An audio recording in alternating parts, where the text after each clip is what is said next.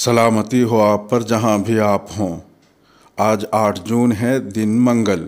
ایک منٹ کے دورانیے پر مشتمل 10 قومی اور عالمی خبریں اپنے میزبان راہی حجازی سے سنیے۔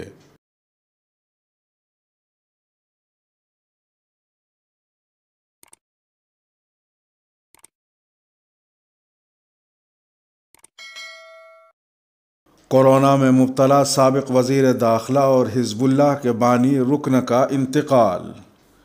ایران کے ایک سابق وزیر داخلہ اور لبنانی ملیشیا حزب اللہ کے بانیان میں شامل شخصیت علی اکبر محتشمی پیر کے روز تہران میں انتقال کر گئے۔ کورونا میں مبتلا 75 سالہ محتشمی ایرانی دارالحکومت میں خاتم الانبیاء اسپتال میں زیر علاج تھے۔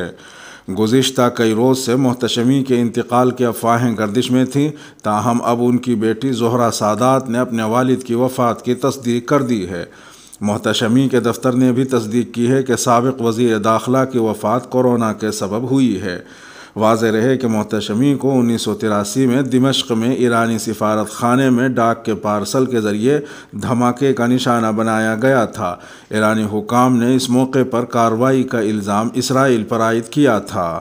آخری 10 برسوں کے دوران محتشمی اقتدار کے منصب سے مکمل طور پر کنارہ کش ہو کر عراق کے شہر نجف منتقل ہو گئے تھے۔ ریاض میں جھگڑا اور مار پیٹ، پولیس نے 2 لڑکیوں اور ایک نوجوان کو پکڑ لیا۔ سعودی عرب کے صوبے ریاض میں پولیس کے میڈیا ترجمان میجر خالد القریدیس کے مطابق سیکیورٹی اداروں نے ریاض کے ایک تجارتی کمپلیکس میں جھگڑنے والے 3 سعودی شہریوں کو حراست میں لے لیا ہے۔ اتوار کی شام جاری بیان میں بتایا گیا کہ مذکورہ شہریوں میں 2 خواتین اور ایک مرد شامل ہے۔ دریں اثنا جائے وقوع سے 13 افراد کو کورونا کے سلسلے میں احتیاطی اقدامات اور حفاظتی تدابیر کی خلاف ورزی پر حراست میں لیا گیا۔ یہ تمام افراد جھگڑے کے وقت وہاں موجود تھے۔ ان افراد کو استغاثے کے سامنے پیش کرنے کی کارروائی پوری کر لی گئی ہے۔ گزشتہ چند روز کے دوران میں سوشل میڈیا پر ایک ویڈیو گردش میں آئی تھی۔ ویڈیو میں 2 لڑکیوں کو جھگڑتے ہوئے دیکھا گیا۔ ان میں ایک لڑکی دوسری لڑکی کے بال پکڑ کر اسے زمین پر گھسیٹ رہی تھی۔ اس کے سبب ریاض کے ایک تجارتی مرکز میں چیخ و پکار کے سبب درجنوں افراد اکٹھا ہو گئے تھے۔ خامنہ ای نے خالی ووٹ دینا حرام قرار دیا۔ ایران میں 18 جون کو مقررہ صدارتی انتخابات کا وقت قریب آ رہا ہے۔ ایسے میں ایرانی رہبر اعلیٰ علی خامنہ ای نے ایک بار پھر عوام پر زور دیا ہے کہ وہ انتخابات میں بھرپور انداز سے اپنا حق رائے دہی استعمال کریں۔ خامنہ ای کے نزدیک خالی ووٹ دینا حرام ہے، بالخصوص جب کہ ملک کے نظام کو کمزور کرنے کا سبب بنے۔ خامنہ ای کا یہ موقف ان کے دفتر کی جانب سے جاری ایک جریدے میں شائع ہونے والے ایک جواب میں سامنے آیا۔ سوال میں سادے بیلٹ پیپر، یعنی جس پر کسی امیدوار کا نام تحریر نہ ہو، کے ساتھ ووٹ ڈالنے کا شرعی حکم پوچھا گیا تھا۔ خامنہ ای کے مطابق کسی بھی وجہ سے سادہ کاغذ کے ذریعے ووٹ دینا حرام ہے، جبکہ اس کے نتیجے میں ایران میں اسلامی نظام کمزور ہو۔ عمر خالد اور خالد سیفی کو ہتھکڑی لگا کر پیش کرنے کی عرضی خارج۔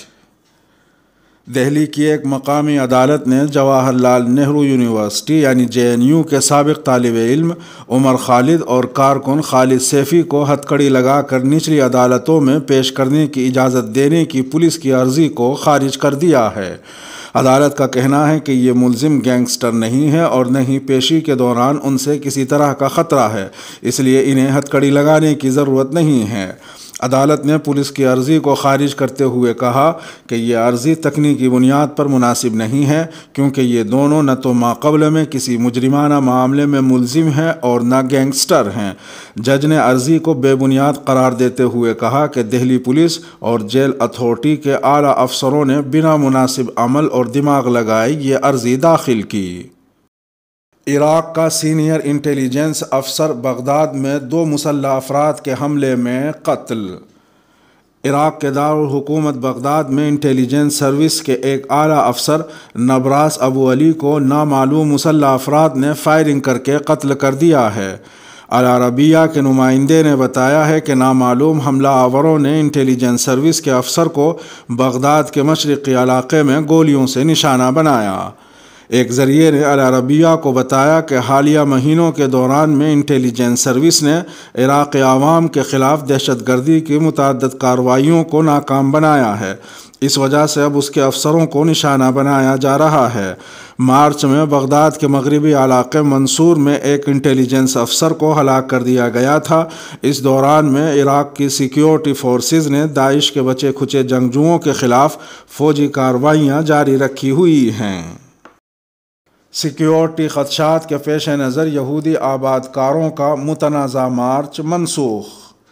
اسرائیلی پولیس نے مقبوضہ مشرقی بیت المقدس میں سیکیورٹی خدشات کے پیش نظر یہودی آباد کاروں کے متنازع مارچ کے انعقاد کی اجازت دینے سے انکار کر دیا ہے۔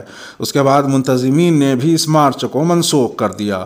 قبل ازیں فلسطینی جماعت حماس کے ایک اعلیٰ عہدیدار نے خبردار کیا تھا کہ اگر یہودی آباد کاروں کی تنظیموں نے اسرائیل کے مقبوضہ مشرقی یروشلم میں جمعرات کو مارچ کیا تو اس سے تشدد کی ایک نئی لہر جنم لے سکتی ہے۔ واضح رہے کہ گزشتہ ماہ اسرائیل کی غزہ کی پٹی پر تباہ کن بمباری کے نتیجے میں 66 کم سن بچوں سمیت 254 فلسطینی شہید ہو گئے تھے۔ مصر کی ثالثی میں 11 روز کے بعد 21 مئی کو غزہ میں جنگ بندی ہوئی تھی اور اب اس کو پائیدار بنانے کے لیے طرفین کے درمیان بات چیت ہو رہی ہے۔ پی ایم مودی کے خطاب پر کانگریس نے کہا وہ جھوٹ بول رہا تھا بڑے سلیقے سے۔ پی ایم مودی نے 7 جون کی شام ملک سے خطاب میں اعلان کیا کہ 18 سال سے زائد عمر کے سبھی لوگوں کو سرکار کی طرف سے مفت ٹیکہ لگایا جائے گا، اور ساتھ ہی یہ بھی کہا کہ پرائیویٹ اسپتال ٹیکہ کاری کے لیے 150 روپے سروس چارج لے سکیں گے۔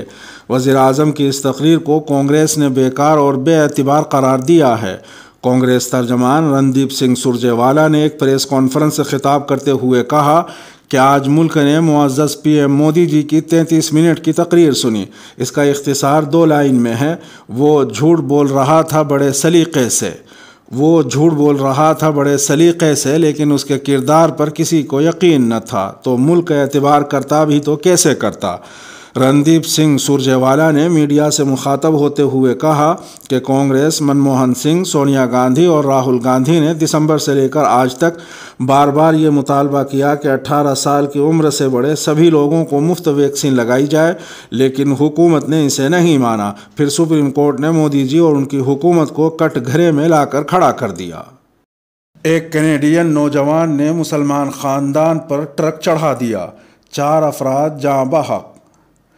بین الاقوامی خبر رساں ادارے کے مطابق کینیڈا کی ریاست اونٹاریو کے شہر لندن میں ایک 20 سالہ نوجوان نے مسلمان خاندان پر ٹرک چڑھا دیا، جس کے نتیجے میں اس خاندان کے 4 افراد موقع پر جاں بحق ہو گئے، جبکہ ایک 9 سالہ بچہ شدید زخمی ہوا ہے۔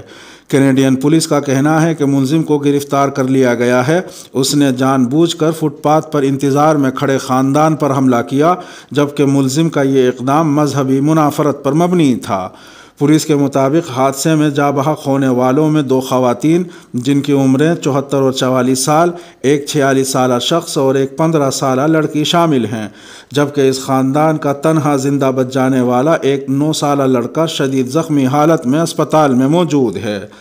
کینیڈین وزیر اعظم جسٹن ٹروڈو نے واقعے کی شدید مذمت کرتے ہوئے کہا کہ آپ یہ جان لیں کہ ہم لندن سمیت پورے ملک کی مسلم کمیونٹی کے ساتھ کھڑے ہیں۔ انہوں نے کہا کہ کینیڈا میں اسلاموفوبیا کے لیے کوئی جگہ نہیں اور یہ نفرت قابل مذمت ہے، اسے روکنا ہوگا۔ سعودی عرب میں پہلی بار متحرک کارٹون فلم سنیما میں نمائش کے لیے تیار۔ جاپان کے تعاون سے تیار کی گئی 4DX ٹیکنالوجی کے حامل پہلی سعودی متحرک فلم الرحلہ طویل انتظار کے بعد پہلی بار سعودی عرب کے سنیما گھروں میں نمائش کے لیے تیار ہے۔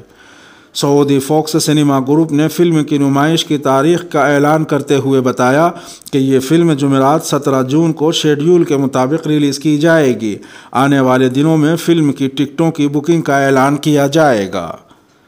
جنرل اتھارٹی فار انٹرٹینمنٹ کے سربراہ ترکی آل شیخ نے بھی ٹویٹر پر اپنے اکاؤنٹ کے ذریعے فلم الرحلہ کے پوسٹر کو شیئر کیا اور اس ٹویٹ میں اس شو کی تفصیلات ظاہر کرنے والا ایک لنک بھی شامل کیا۔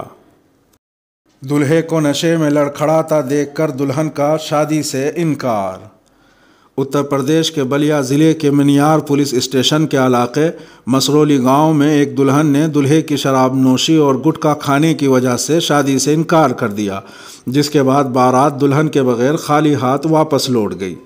منیار پولیس اسٹیشن کے انچارج شیلیندر سنگھ نے بتایا کہ مسرولی گاؤں کے رہائشی پرینکا راج بھر کی شادی کھجوری تھانہ علاقے کے رہائشی سندیپ راج بھر سے ہونا قرار پائی تھی۔ شادی کی تقریب 5 جون کو منعقد ہونی تھی اور بارات مقررہ تاریخ پر مسرولی گاؤں پہنچ گئی تھی۔ انہوں نے بتایا کہ شادی کی رسومات آخری مراحل میں تھیں کہ دلہن کو معلوم ہوا کہ دلہا شراب کے نشے میں ہے اور اس کے منہ میں گٹکا بھی تھا۔ اس کی وجہ سے پرینکا نے شادی سے انکار کر دیا اور بارات کو شادی کے بغیر خالی ہاتھ ہی واپس لوٹنا پڑا۔ اس کے ساتھ ہی اس ویڈیو کا اختتام ہوا۔ ویڈیو ملاحظہ فرمانے پر شکریہ، کرم، مہربانی ہے۔ میرا نام راہی حجازی ہے۔ سلامتی ہو آپ پر جہاں بھی آپ ہوں۔